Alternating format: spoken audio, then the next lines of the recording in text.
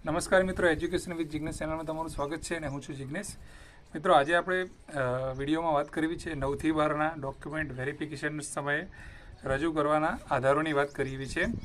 તો 9થી 12નું general merit list આવી ગયું છે અને PML1 પણ આવવાનું છે અને જે ડોક્યુમેન્ટ વેરિફિકેશન માટેનું લિસ્ટ મુકાશે તો ત્યારબાદ ડોક્યુમેન્ટ વેરિફિકેશન સમયે ઘણા બધા પુરાવાઓ રજૂ કરવા પડતા હોય છે. તો એ પુરાવાઓ કયા કયા છે જેની માહિતી આ વિડીયોમાં હું તમને આપવાનો છું. તો અંત સુધી તમે આ વિડીયો જોજો અને બીજાને શેર પણ કરજો અને ચેનલને સબસ્ક્રાઈબ કરજો. તો વધુ સમય નહીં બગાડતા આગળ વાત કરીએ.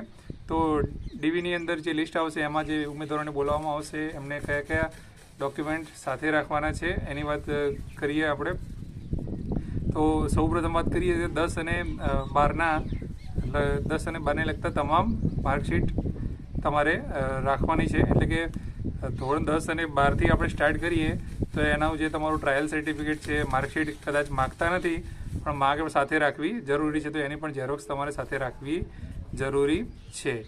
એના પછીની વાત કરીએ કે તમે ઓનલાઈન અરજીપત્રક જે ભર્યું છે એ ટાટની વાત નથી, પણ જ્યારે તમે ભરતીમાં ફોર્મ તમે ભર્યું છે બરાબર ઓનલાઈન, અને એની પ્રિન્ટ જે છે એ ઓનલાઈન અરજીપત્રકની પ્રિન્ટ તમારે કઢાવીને રાખવાની છે. ત્યારબાદ વાત કરીએ કે તમે જે ફી ભરી છે ઓનલાઈન, એ ફી ભરેલી પહોંચ તમારે જોડે રાખવાની છે બરાબર. જે ઓનલાઈન રિસીપ્ટ ડાઉનલોડ કરેલી છે એ તમારે રાખવાની છે.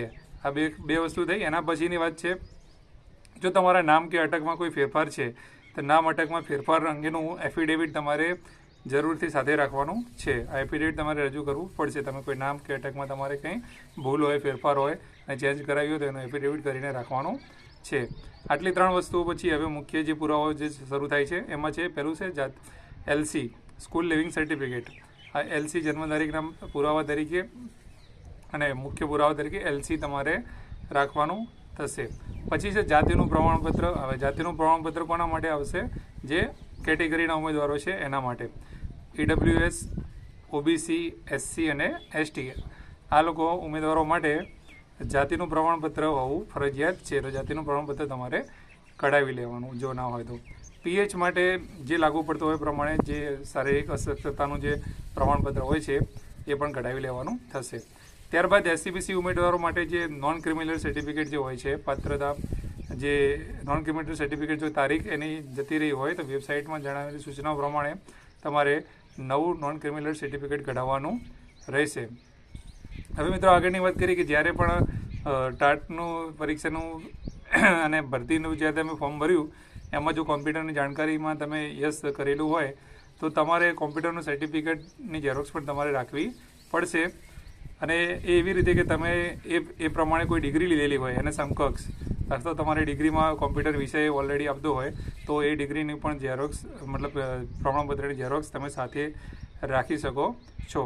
પછી જે લોકો ચાલુ નોકરી વાળા જે છે, ચાલુ નોકરીમાંથી કદાચ કોઈ અરજી કરી હોય તો એ લોકોએ જો એ સરકારી 9થી 12માં જો નોકરી કરતા હોય તો જિલ્લા શિક્ષણ અધિકારીની NOC અને ગ્રાન્ટેડમાં જોબ કરતા હોય તો સાથે સાથે મંડળની જે તે મંડળ હોય એની પણ NOC નું પ્રમાણપત્ર જે છે એ રાખવાનું જરૂરી છે. આટલા થયા પુરાવા. હવે પછીના પુરાવાની વાત કરીએ તો અભ્યાસને લગતા પુરાવા. આપણે જે પણ તમે અભ્યાસ એના પછી કરેલો છે તેમાં સૌપ્રથમ છે ટાટની માર્કશીટ. તો તમે જે દ્વિસ્તરીય પરીક્ષા તમે પાસ કરી છે ટાટની 9થી 12માં, એ ટાટમાં એની માર્કશીટ જે તમારા ઘરે આવેલી છે એ માર્કશીટ એનું તમારી જોડે રાખવાની છે. પછી આપણે સ્નાતકની વાત કરીએ તો સ્નાતકના પ્રમાણપત્રની તો એનું ડિગ્રી પ્રમાણપત્ર, એનું માર્કશીટ, એનું ટ્રાયલ સર્ટિફિકેટ, આ 3 વસ્તુ તમારે રાખવાની છે. હવે માર્કશીટમાં જો તમારે CGPA લખેલા હોય અને ટકાવારી લખેલી ના હોય તો યુનિવર્સિટીમાંથી તમારે વહેલી તકે કઢાવી લેવું. હમણાં વિદ્યા સહાયકની ભરતી થઈ ત્યારે ખૂબ જ યુનિવર્સિટીમાં આ સર્ટિફિકેટ માટે ભાગદોડ થઈ હતી. તો તમારે જો આવું માર્કશીટમાં પ્રોબ્લેમ હોય સ્નાતકની જેમાં ટકા ના લખેલા હોય તો તમે CGPA વગરની માર્કશીટ એટલે કે ટકાવારીવાળું સર્ટિફિકેટ મેળવી લેજો, જેથી કરીને પાછળથી કોઈ પ્રશ્ન ના થાય. એવું ને એવું અનુસ્નાતકમાં એટલે કે MA, MSc, MCOM કોઈ બી ડિગ્રી તમારી અનુસ્નાતકની જે છે એની અંદર પણ એનું પ્રમાણપત્ર છે, એની માર્કશીટો છે, બધા જ સેમેસ્ટરની માર્કશીટો અને એનું ટ્રાયલ સર્ટિફિકેટ જરૂરી છે.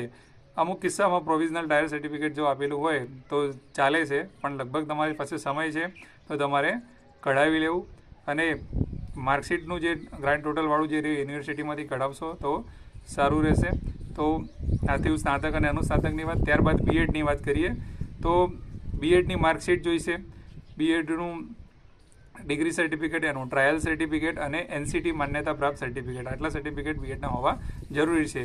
અને એમાં પણ જો તમારી ટકાવારીમાં કે સીજીપીએમાં એમાં કોઈ પ્રોબ્લેમ હોય તો કઢાઈ લે, એમાં તો લગભગ કોઈને હોતું નથી, એટલે કોઈ પ્રશ્ન છે નહીં. ત્યારબાદ વ્યવસાયિક અનુસ્નાતકની આપણે વાત કરીએ તો એમએડ છે, તો એમએડમાં પણ તમારે એની માર્કશીટ, એનું ડિગ્રી, એનું ટ્રાયલ, એનસીટી માન્ય, આ બધા તમામ પ્રમાણપત્રો તમારી સાથે જોઈશે. અને આપણે બીજી વાત કરી કે ફીની પહોંચ જે છે એ પણ તમારે સાથે રાખવાની છે. તો આ તમામ પ્રમાણપત્રો જે રહ્યા મિત્રો એ તમારે અત્યારથી એની વ્યવસ્થા તમે કરીને તમારે રાખવાની છે. ટૂંક સમયમાં જ્યારે ડોક્યુમેન્ટ વેરિફિકેશન માટેનો પ્રોગ્રામ આવશે એટલે તમારે જરૂર પડશે. અને રાજ્ય બહારની યુનિવર્સિટીમાંથી કે કોઈ બી ડિગ્રી મેળવેલી હોય અને એ રીતનું હોય તો વેબસાઇટમાં જણાવ્યા પ્રમાણે, સૂચનાઓ પ્રમાણે તમારે એ પ્રમાણે અનુસરવાનું રહેશે. હવે આ ઉપરથી લઈને અત્યારે જેટલા બી ડોક્યુમેન્ટ મેં આની અંદર કહ્યા મિત્રો, એની તમારે 4 સેટ બનાવીને રાખવા પડશે, એટલે આગળ તમને પ્રોબ્લેમ થાય નહીં. 4 સેટ તમે બનાવી, જ્યાં ડોક્યુમેન્ટ વેરિફિકેશન માટે તમને બોલાવવામાં આવશે ત્યારે એક સેટની જરૂર પડશે. ત્યારબાદ ફરીથી તમારે સ્કૂલ સિલેક્શનમાં જવાનું થશે ત્યારે એક સેટની જરૂર પડશે. પછી પાછા તમને જ્યારે જે તે શાળામાં હાજર કરશે ત્યારે પણ તમારે એક સેટની જરૂર પડશે. અને એક ખાસ મહત્ત્વની બાબત કે દરેક પ્રમાણપત્રો જ્યારે પણ તમે ત્યાં તમને બોલાવવામાં આવે ત્યારે તમે ઓરિજિનલ અને સાથે ઝેરોક્સ બંને તમારે લઈ જવાનું છે. અને ખાસ વસ્તુ એ કે દરેક નકલો તમારે સ્વપ્રમાણિત કરવાની રહેશે. તમે ટ્રુ કોપી કોઈ અધિકારી જોડે, ગેઝેટ અધિકારી જોડે કરાવી હોય તો વાંધો નથી, પણ સ્વપ્રમાણિત નકલ એવું લખીને તે નીચે તમારી સહી કરાવી અને આ રીતે તમારે ડોક્યુમેન્ટ જે ઓર્ડરમાં કીધા હોય એ ઓર્ડરમાં તમારે ગોઠવવાના રહેશે. તો આવી રીતે 3 કે 4 સેટ તમારે કરાવી લેવાના છે. આમ છતાં કોઈ બાબતમાં તમારે કોઈ પ્રશ્ન હોય તો તમે કોમેન્ટ કરીને જણાવી શકો છો. અને જે પણ તમારે મિત્રો હોય એમને આ વિડીયો તમે શેર કરી શકો છો. આવી જ નવી અપડેટ સાથે આપણે મળતા રહીશું. ત્યાં સુધી જય હિન્દ, જય ભારત. Thank you.